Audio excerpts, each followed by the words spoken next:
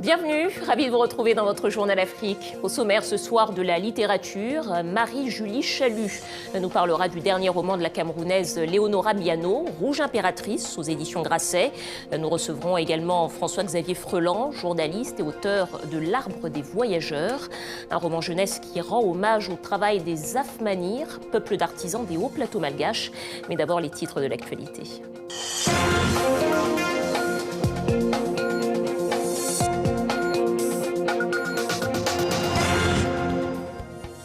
Statut spécial pour les régions anglophones, mais pas de fédéralisme. Au Cameroun, le dialogue national s'est terminé aujourd'hui. Notre correspondant nous détaillera les principales recommandations. Législative en Tunisie, J-2, reportage dans la circonscription de Tunis 1, où se prépare l'affrontement Rached Ranouchi et Basma Kelfaoui, le chef du parti islamiste, face à la veuve de Chokri Belaïd, le militant de gauche assassiné. Et puis, connaissez-vous la CAN des amputés? Eh bien, c'est la Coupe d'Afrique des Nations réservée aux personnes invalides. Le Cameroun y participe pour la première fois. On en parle dans le journal des sports de Lise Lauretière. Et on commence tout de suite par cette dernière information en provenance du Cameroun, ce tweet du président Paul Biya qui déclare avoir décidé l'arrêt des poursuites judiciaires contre certains responsables et militants de partis politiques, notamment du MRC. Alors le MRC, c'est le parti de Maurice Kamto, opposant et candidat malheureux à la présidentielle. Il est emprisonné depuis 9 mois. Sera-t-il libéré? Ses principaux lieutenants seront-ils également libérés? Eh bien, pas de précision pour l'instant. Ce qui est sûr, c'est que la décrispation politique se poursuit au Cameroun, avec notamment aujourd'hui la sortie de prison des personnes interpellées dans le cadre de la crise anglophone. Hier, c'est le chef de l'État lui-même qui avait annoncé leur libération, toujours par tweet. Libération de 333 personnes au total dans tout le pays. On écoute un ancien détenu ainsi qu'une avocate. J'étais détenu depuis 1 an. Aucune charge n'a été retenue contre moi. Je me sens bien parce qu'évidemment, j'étais en détention sans aucune preuve. Et enfin, je suis libre. Le président a donné juste le top. Je pense que les magistrats, comme le président de la République est le premier magistrat, et je pense que les autres magistrats vont suivre le tempo. Et d'ici décembre, je pense que tout le monde pourra aller fêter la fin d'année avec sa famille, à Bamenda, à Manfé, à Limbe, partout. Et justement, ces libérations interviennent le jour même de la fin du grand dialogue national. Depuis lundi, plus de 1000 personnes sont réunies au Palais des Congrès à Yaoundé pour tenter de trouver des solutions à la crise séparatiste dans les 2 régions anglophones. Les recommandations ont été publiées aujourd'hui. On écoute les précisions de Marcel Amoko à Yaoundé. Au terme de 5 jours d'intenses discussions ici au Palais des Congrès de Yaoundé, le grand dialogue national voulu et convoqué par le président camerounais Paul Biya s'achève donc sur une série de recommandations dont la principale est ce statut spécial qui devrait désormais être accordé à certaines régions du Cameroun, notamment les 2 régions du nord-ouest et du sud-ouest. Une recommandation à mi-chemin entre le fédéralisme prôné notamment par le SIF, le principal parti de l'opposition, et la décentralisation voulue par le gouvernement. Pour Joshua Ossi, le premier vice-président du SIF et ancien candidat à l'élection présidentielle d'octobre 2017, il s'agit d'un pas dans la bonne direction, même s'il reste encore beaucoup de chemin à faire. Nous avons souhaité plus, mais nous nous reconnaissons dans une bonne partie de ces décisions-là. Il était grand temps. Maintenant, vous savez, le problème au Cameroun, c'est d'appliquer ce qu'on s'est dit.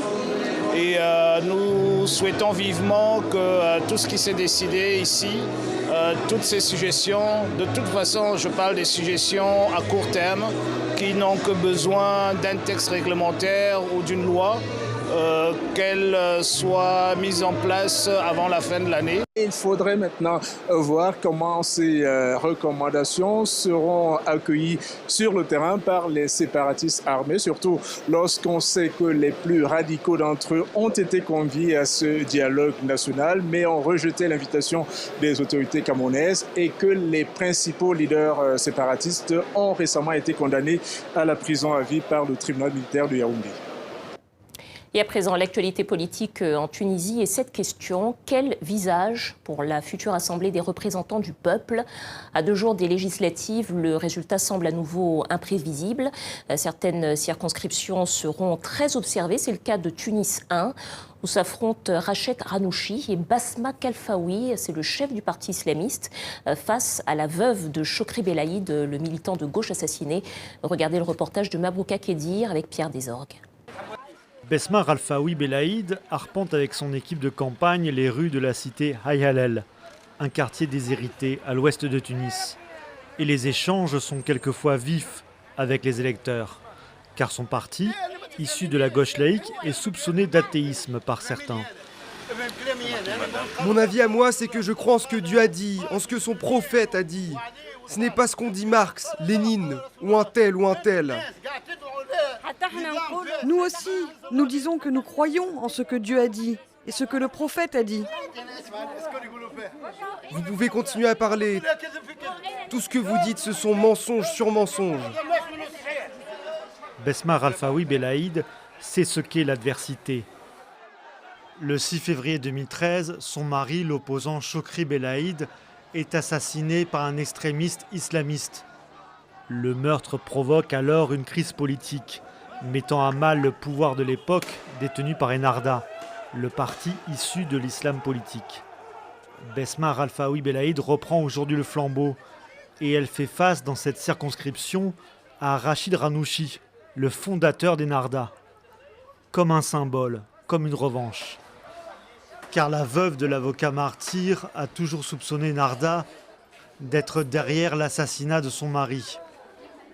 Moi, j'ai passé 6 ans en train de chercher la vérité concernant l'assassinat de Chokri Belaïd, là où le parti Ennahda est le premier inculpé. Donc, c'est vraiment un combat symbolique pour les Tunisiens et pour moi. Donc, c'est un combat très fort.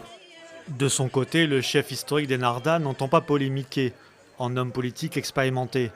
Rached Ranouchi concentre essentiellement son discours sur les attentes sociales des électeurs. L'enjeu aujourd'hui, ce n'est pas d'être islamiste ou pas. Notre défi est de réformer l'éducation, la santé et les infrastructures, développer les nouvelles sciences et les nouvelles technologies. L'enjeu est de savoir comment développer la vie des simples citoyens. Après, chacun a sa religion et ses convictions. Rached Ranouchi se présente pour la première fois devant les électeurs. Son parti ambitionne de prendre le pouvoir. Et une défaite du chef serait vécue comme un tremblement de terre politique. Et puis on reste à Tunis pour toute autre chose cette fois, l'inauguration de la première université franco-tunisienne du pays. C'était cet après-midi en présence de Frédéric Vidal et Slim Kalbous, les ministres français et tunisiens de l'enseignement supérieur. L'UFTAM, c'est son nom, l'université franco-tunisienne de l'Afrique et de la Méditerranée, a officiellement ouvert ses portes à El Mourouj, c'est dans la banlieue de Tunis. Ce sera donc la première université africaine à délivrer un diplôme français.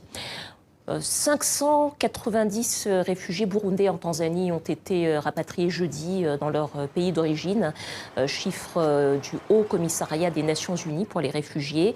C'est un retour volontaire officiellement de ces réfugiés qui sont arrivés en bus jusque dans ce site de transit avant d'être reconduits dans leurs villages respectifs. Il reste néanmoins 225 000 réfugiés burundais en Tanzanie qui ont fui leur pays à la suite de la crise politique de 2015. Voilà, on passe maintenant à notre page des sports et on va commencer tout de suite par l'athlétisme avec le Kényan Conselsus Kipruto qui conserve son titre mondial. Bonsoir Alice-Laure. Bonsoir, alors c'était ce soir aux Mondiaux de Doha au terme d'une course palpitante à suspense. Conselsus Kipruto qui est aussi champion olympique s'est imposé avec 1 centième de seconde aux 3000 mètres steeple, sa discipline, devant l'Éthiopien Lamesha Girma. Le Marocain Soufiane El Bakali, médaillé d'or à Lille, médaillé d'or à Londres, est arrivé 3e. Voilà, on va parler un petit peu du ballon ovale, donc de la Coupe du monde de rugby. On va revenir sur l'écrasante victoire aujourd'hui de l'Afrique du Sud face à l'Italie. Score 49-3. Les Springboks étaient favoris sans forcer. Ils l'ont emporté en marquant 7 essais. Un match très suivi au pays, comme dans ce pub où la bière coulait à flot. Les supporters avaient bien sûr le sourire. L'Afrique du Sud enregistre donc sa 2e victoire contre une défaite face aux All Blacks de la Nouvelle-Zélande et prend provisoirement la tête de son groupe. Les Springboks ont rassuré leurs fans et ont déjà un pied en quart de finale. C'était un bon match qui nous a montré ce qui reste à faire dans cette Coupe du Monde. L'Italie nous a déjà posé des problèmes dans le passé, elle nous a déjà battus, mais on a fait ce qu'il fallait et on a gagné. Le match était super, on a très bien joué. Quelques erreurs ici ou là, mais ça devrait aller contre les All Blacks. Honnêtement, c'est le seul match qui m'inquiète. J'espère qu'on les rencontrera en finale. Les autres équipes ne devraient pas nous poser trop de soucis. Cheslin Kolbe est vraiment mon héros, c'est l'homme du match. C'est un résultat encourageant. La deuxième mi-temps était plutôt prometteuse. L'Afrique du Sud est un peu sur la réserve à mon goût. Il faut accélérer le rythme pour être encore plus performant. Et puis en Angola, c'est aujourd'hui le début d'une CAN très peu médiatisée. Ça s'appelle la Coupe d'Afrique des Nations des amputés. Qu'est-ce que c'est, Lise-Laure ? Alors, ce sont des joueurs qui sont amputés soit d'un bras, soit d'une jambe. Et le Cameroun, très content, participe donc à sa première édition. Et d'entrée, ils ont pris une raclée face à l'Angola, 6-1. Alors, des joueurs que l'on voit ici à leur arrivée à Luanda, c'est une sélection de 12 joueurs qui, après de grosses incertitudes, a pu quitter le Cameroun la semaine dernière. Grâce à l'aide de volontaires, ils ont pu faire leur passeport, faire leurs formalités après une préparation d'1 mois. Et dès leur arrivée à leur camp à Benguela, ils se sont entraînés. Au Cameroun, il faut dire qu'on compte près de 180 joueurs. La plupart ont été amputés à la suite de maladies, mais surtout d'accidents. Et l'objectif, c'est bien sûr de faire un bon résultat, mais surtout de changer le regard que la société porte sur eux, car ils sont très souvent considérés comme des mendiants. Donc, ils tentent de s'intégrer par le sport. Je vous propose d'écouter l'attaché de presse de cette équipe qui revient sur les conditions de préparation de ces lions indomptables. Je pense que pour une grosse compétition comme la Coupe d'Afrique des personnes amputées, l'équipe camerounaise n'a pas assez préparé cette compétition. Il faut dire qu'on a eu l'information à 2 mois de la compétition. On n'a pas eu l'attention nécessaire comme dans toutes les fédérations, comme dans tout autre sport. L'équipe était abandonnée à elle-même. Pas de stade d'entraînement, pas de récupération après des petites séances d'entraînement, pas de logement. C'était compliqué pour établir les passeports, les billets d'avion et la nutrition des joueurs. Donc, pour des personnes qui ont des besoins spéciaux, il n'y avait pas de préparateur physique, il n'y avait pas d'accompagnement nécessaire pour encourager psychologiquement et physiquement ces joueurs à gagner cette compétition. Oui, voilà, pour cette CAN donc handisport, on peut appeler ça comme ça. Alors peut-être un mot sur les règles de ce football des joueurs amputés, Lise-Laure ? Alors vous vous en doutez, c'est du football, mais avec quelques modifications. Alors un terrain réduit, il n'y a pas de hors-jeu, on peut faire autant de changements que l'on veut. Et 2 périodes de 25 minutes au lieu de 45 minutes. Et les équipes sont composées de 7 joueurs, dont un gardien. Bon, vous nous donnerez les résultats, j'espère. Oui. À demain. Merci Lise-Laure. Tout autre chose, à présent, on va partir pour Madagascar. Et cette question, peut-on arborer une coupe de cheveux afro pour aller à l'université ? Eh bien, c'est la polémique du moment sur les réseaux sociaux malgaches. Tout est parti d'une affiche à propos du code vestimentaire des étudiants. Le récit de Voulana Razaf-Manantsou avec Malik Mukhtar. Pour les femmes comme Tatam, sortir dans la rue à Madagascar avec ses cheveux bouclés peut s'avérer problématique. Dans la rue, quand les gens te voient avec les cheveux comme ça, ils pensent que tu es une prostituée, ils te sifflent. Il y en a même qui m'ont demandé si je n'avais pas assez d'argent pour m'acheter un peigne. Un jour, je me suis rendue à un enterrement pour soutenir un ami et on m'a dit de rester éloignée du tombeau et de ne pas m'approcher parce que mes cheveux sont comme ça. Ces derniers jours, une polémique a pris de l'ampleur sur l'île. Une université a publié une note d'information indiquant que les étudiants et étudiantes aux cheveux dits afro seraient bannis de l'université. Des propos qui ont suscité l'indignation parmi les étudiants. Et face aux accusations de racisme, l'université a décidé de faire marche arrière. Je présente publiquement les excuses pour les gens qui sont froissés Mais l'idée n'est pas ça. Des excuses pour désamorcer la polémique. Mais le mot afro cache en réalité des mots liés à la société malgache. Car certains se considèrent méprisés par les habitants des hauts plateaux, pour la plupart aux cheveux lisses. Un mépris de classe mais aussi ethnique. Face à cela, certaines femmes ont décidé de réagir et d'affirmer leur identité. J'ai décidé de les couper pour qu'ils reprennent leur forme d'origine. C'est vraiment une fierté pour moi d'avoir les cheveux crépus. Un objet de discrimination qui devient petit à petit un atout. Depuis quelques années, les mentalités commencent à changer.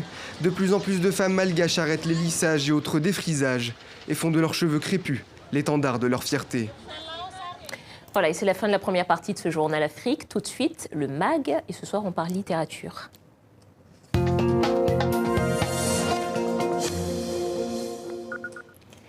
Et on est avec Marie-Julie Chalut de la revue Africulture. Bonsoir Marie-Julie. Bonsoir. Alors vous avez lu pour nous une des vedettes de la rentrée littéraire française, Rouge Impératrice, c'est le dernier roman de la Camerounaise Léonora Miano. Alors, c'est comment ? C'est un récit vraiment passionnant, moi j'ai beaucoup aimé. Ça se passe en Katiopa, qui est un continent africain qui est presque entièrement unifié et qui a réussi à se libérer du joug de Pongo, qui est l'Europe, et qui a su, après des luttes de libération appelées Chimurenga, a su vraiment réaliser une réelle indépendance, qu'elle soit économique, épistémologique et spirituelle. Et au sein de cet État, de ce nouvel État, il y a une communauté de descendants d'immigrés français qui ont fui le pays parce que la France aurait été modifiée par le grand remplacement. Et donc, cette communauté trouve refuge au sein de Katiopa. Et c'est une communauté qui est très refermée sur elle-même, qui ne souhaite pas s'assimiler. Le chef de l'État, Ilunga, décide que ces populations doivent retourner sur la terre de leurs ancêtres. Mais il rencontre Boya, une femme dont il va tomber amoureux, qui est universitaire et qui est spécialiste d'expériences marginales et qui lui dit non, il faudrait... elle dit que ils ont la place, en fait, cette communauté a sa place en Katiopa, parce que des enfants sont nés au sein sont nés au Katiopa. Et donc, elle dit même que la façon dont on va traiter ces personnes va en dire plus sur le rapport qu'on a avec nous-mêmes. Et je trouve ça super...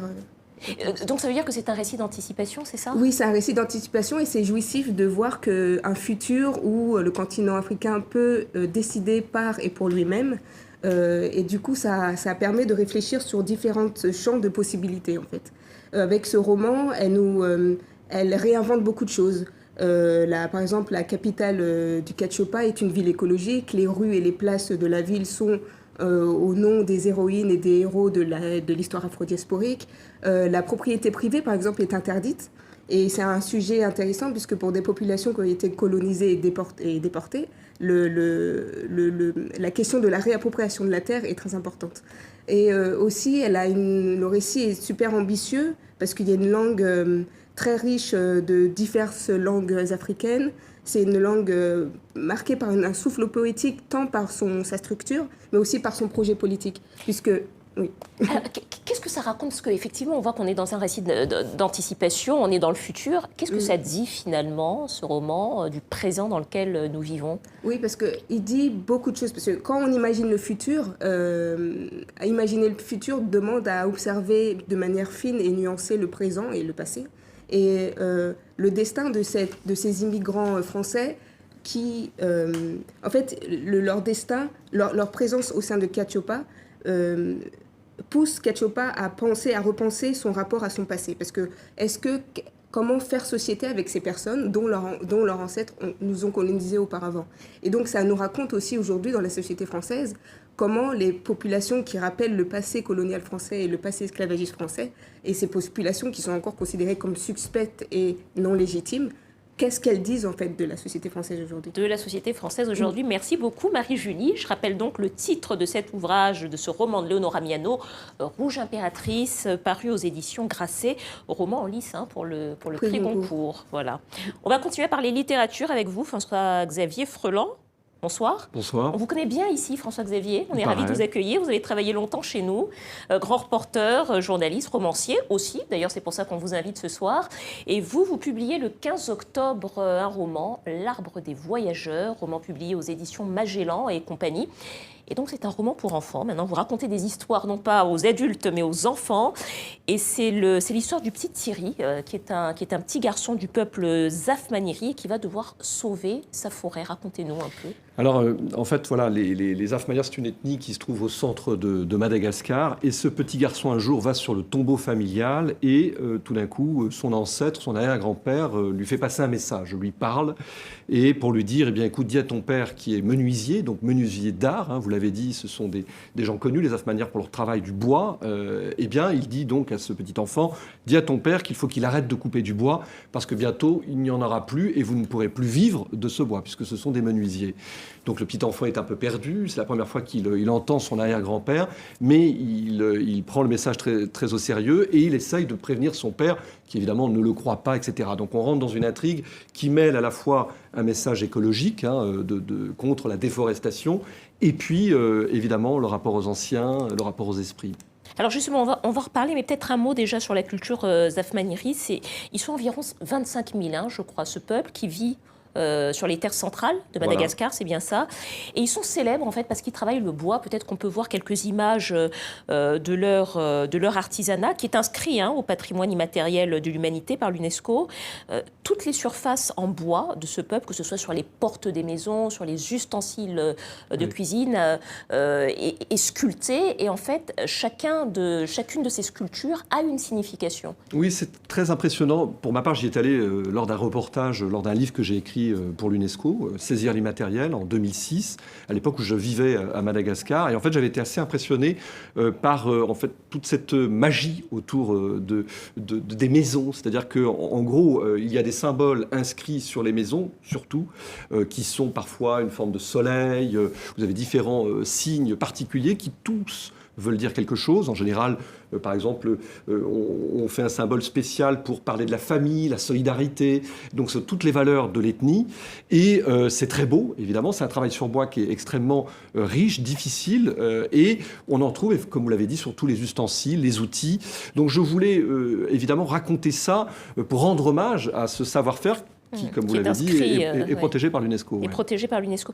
En fait, dans cette histoire-là, on a beaucoup parlé de leur artisanat et de leur travail sur le bois. En fait, votre roman, il ne parle pas seulement de ça, il parle aussi d'environnement, comme vous l'avez dit. Oui. Il parle du rapport aux ancêtres, du rapport aux morts. Il parle de la culture de ce peuple. Est-ce que ça n'a pas été finalement touffu d'appréhender tous ces aspects de la culture de ce peuple? Non, parce que d'abord, je voulais écrire un conte ou une fable africaine.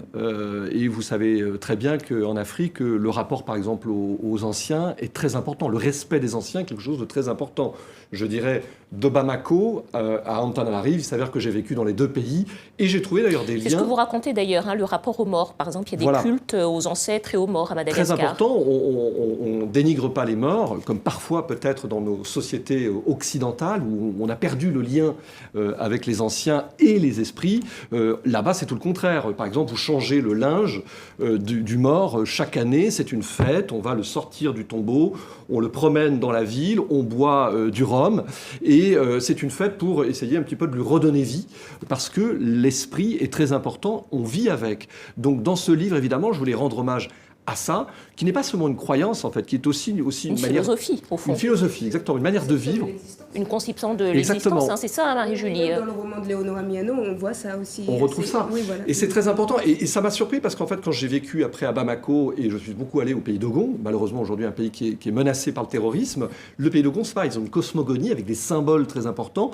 Et on avait ce rapport aux esprits, le pays mandingue aussi, au Mali, très important. Donc c'est quelque chose qu'on retrouve finalement de manière assez générale dans plusieurs pays d'Afrique. Mais à Madagascar, c'est très vivant, très prononcé. Et finalement, ça vous permet aussi d'avoir moins peur de la mort aussi. Et c'est pour ça que je voulais aussi dans ce livre appréhender la mort sans que ça soit un tabou, une espèce de chose qui effraie les petits-enfants, voire même le squelette, voire même l'homme comme il est, c'est-à-dire avec un début, une fin, comme c'est le cas dans ce livre où le petit-enfant finalement se retrouve tout près des os de son arrière-grand-père sans qu'il en soit totalement apeuré. Perturbé ou apeuré.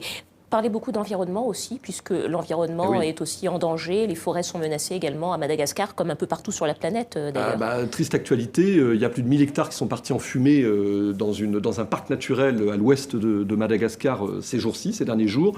Souvent dû, alors c'est des feux parfois volontaires, c'est aussi dû à la culture sur brûlis. Vous savez que traditionnellement, pour faire de l'engrais, on utilise le bois brûlé, le charbon, qu'on dissémine après sur les terres. Et puis, il y a aussi, notamment comme fléau à Madagascar, le trafic du bois de rose, qui est un scandale dans ce pays, qui continue d'ailleurs d'être réalisé sur certains coins de Madagascar. Et quand on survole Madagascar, l'île Rouge aujourd'hui, eh bien, on se rend compte que cette île qui était autrefois extrêmement boisée, l'un des poumons du monde, et notamment de l'Afrique, aujourd'hui complètement déforesté, je dirais à 80%. Une petite question, François-Xavier, vous racontiez, c'était votre métier de journaliste, vous racontiez des histoires de l'actualité aux adultes, là vous racontez des histoires aux enfants, c'est pourquoi? C'est parce que finalement c'était plus facile d'appréhender tous les pans de cette culture en passant par l'histoire au niveau des enfants, ou simplement vous avez Non, tout simplement parce que moi je suis comme tout le monde, j'ai été influencé par des maîtres, et les maîtres pour moi c'est Saint-Exupéry, c'est Le Petit Prince, c'était aussi des journalistes, écrivains, et que quand j'étais à Madagascar, parce que j'ai écrit ce conte à Madagascar il y a une dizaine d'années, même plus, en 2006, à l'époque où Ravalomanan a été réélu. Voilà, vous étiez correspondant. Eh bien, j'étais dans ma petite chambre à Faravoch, c'est un quartier de Tana que beaucoup de Malgaches connaissent. Et puis, j'avais envie d'écrire une histoire en revenant de reportages d'Ejaf Manir. J'avais envie de raconter une fable, quelque chose qui puisse à la fois rendre hommage à ce pays et puis donner un message écologique, environnemental très important dans ce pays particulièrement touché. L'Arbre des voyageurs, François-Xavier Freland, aux éditions Magellan et compagnie, roman jeunesse, auquel on peut penser, c'est à partir de quel âge? Alors de 7 à 10 ans, mais vous pouvez les lire à vos enfants, ça s'écoute très bien. Ça se lit très bien. Merci beaucoup, merci François-Xavier, merci Marie-Julie. C'est la fin de ce journal. Quant à moi, je vous retrouve demain avec plaisir, même heure, même endroit. Merci de votre fidélité.